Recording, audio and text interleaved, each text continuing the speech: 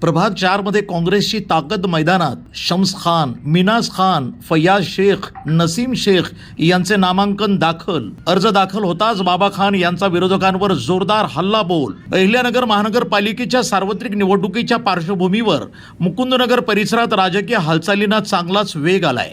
उमेदवारी अर्ज दाखल करण्याचा शेवटचा दिवस असल्यानं निवडणूक कार्यालयामध्ये दिवसभर मोठी गर्दी पाहायला मिळाली.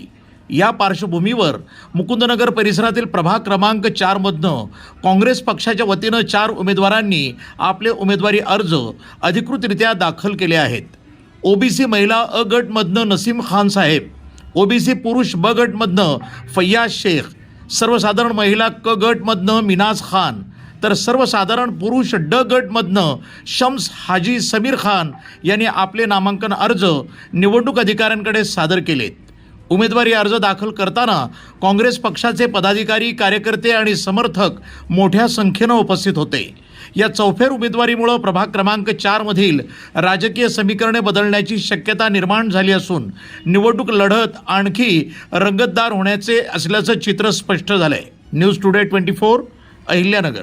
आज आम्ही काँग्रेस पक्षाच्या वतीने आमच्या पॅनलचे फॉर्म भरून आमची उमेदवारी जाहीर केलेली आहे व ही जी निवडणूक आहे हे निवडणूक देखील आता आमच्या हातात काही राहिलेली नाही आहे. हे निवडणूक मुकुंदनगरच्या जनतेने हातात घेतलेली आहे आणि जनता जेव्हा मुकुंदनगरची कोणत्या उमेदवाराच्या मागं असते व त्यांची निवडणूक त्यांच्या हातात घेत असते त्याचे निकाल सर्व मुकुंदनगरकरांनी याच्या पुढच्या काळामध्ये पण बघितलेले आहे. व आज आम्हाला असं काही तर बघितलं का काही डमी पॅनल पण जे समोरचे आहे त्यांनी आमच्या विरोधात काही डमी पॅनल पण तयार केलेले आहे. कारण असा त्याचा मुद्दा मेन असा आहे का त्यांचा बाजार उठलेला आहे.